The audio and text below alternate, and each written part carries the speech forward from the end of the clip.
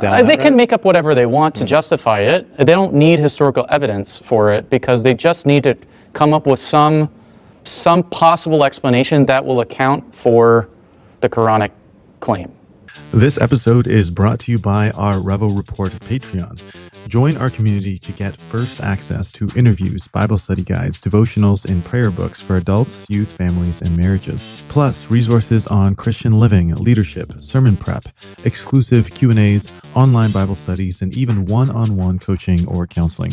Visit patreon.com/VinceRevo and grow in faith and truth with us. Or the Islamic claim, okay?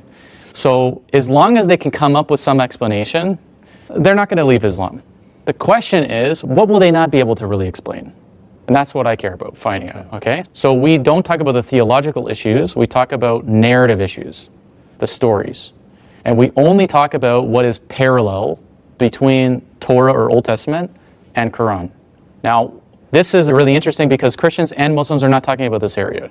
And so Muslims are not prepared for it because no Christian is talking about it. The Christians talk about the same examples of things that when they talk about anything in the stories, they're talking about Zulkarnain. Oh, that's based in Alexander myths, Alexander the Great legends, or they're talking about apocryphal legends of Jesus, like Jesus speaking as a baby in the cradle. Okay, well, that comes from an apocryphal gospel. Okay, the Arabic infancy gospel, or, etc. So again, it's New Testament. Again, it's theological. like Jesus speaking as a baby. It's about Jesus. It's always theological. So as long as it's theological, they can imagine, even if, like, let's say you can walk them through the evidence of what the Quran says about the Injil, okay? And then you're going to go the New Testament route, and then they're going to be, let's say you convince them, which I don't think you're going to do, okay, unless they're kind of not very knowledgeable. And then you present them these issues about Jesus, and they're going to say, I guess I'm leaving Islam? No, they're going to say, it must have been corrupted. Even though the Quran doesn't say that. It had to have been, because otherwise how is it this way? Because the Quran is obviously true. It's obviously from God, so if it contradicts what God said, it had to have been, something had to happen. So that's how they reason about it. Now I'm saying that that's not based on evidence. You're just assuming, you're presupposing the Quran. But the question for me is, how do I actually break through to that person? Because that's where we'll go with, like, everybody. So the Islamic dilemma is not enough just to say that it affirms the previous scriptures and then there's differences, so therefore the Quran is false. Okay, well, I get the logic of it, but it's not powerful enough. Okay? And the analogy we use when we're talking about reaching Muslims is, imagine you're holding a plastic bag and then, somebody puts a little stone in it, and then another, and another, and another, and eventually it's going to burst. But not just by putting one or two pebbles in it. Cumulative. You need a lot of cumulative.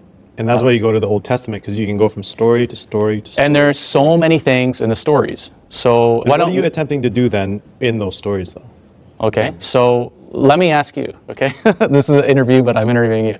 Yeah. So I'm putting you on the spot, okay? Yeah. So I might have already shown this to you before, but a common one we use is, so if you think in the story of Joseph when he's sold into slavery, he's thrown into the well, the brothers sell. I'm talking the Genesis version, okay? Yeah. I'm not going to expect you to know the Quran, but we're going to look there. So, and this is in Genesis 37.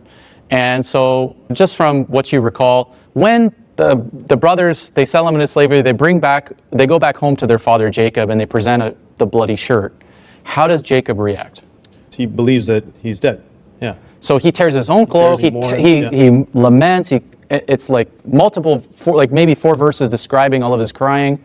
His sons and daughters all rise up to comfort him. He refused to be comforted. He said, I'll go down to Sheol, the realm of the dead, mourning. I'm going to grieve till the day I die.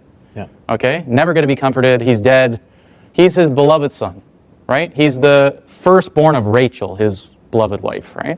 So that's why he loves him most.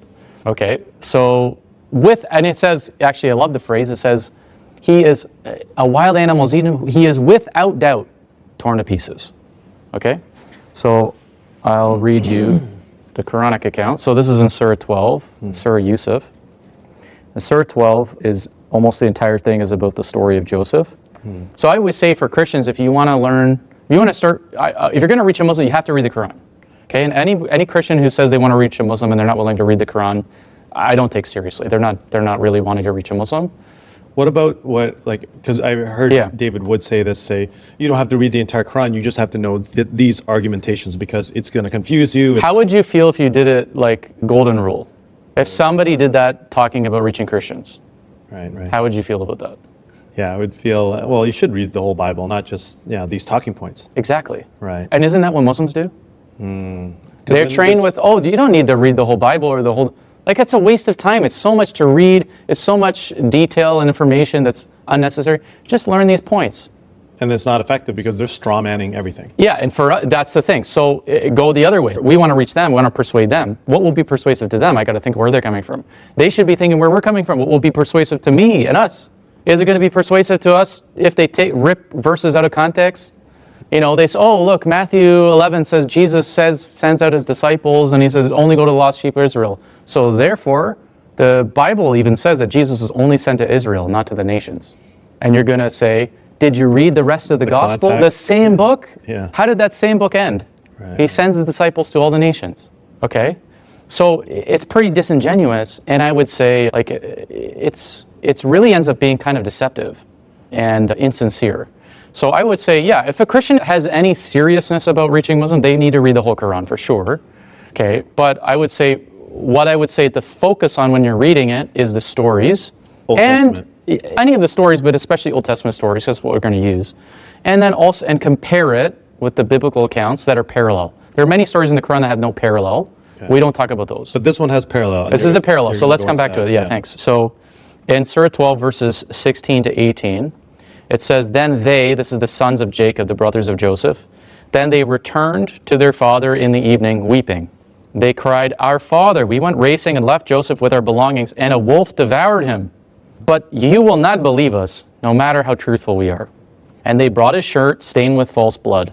He responded, no, your souls must have tempted you to do something, so I can only endure with beautiful patience. It is God's help I seek to bear your claims. So he's doubting them there. They're lying. He doesn't believe them.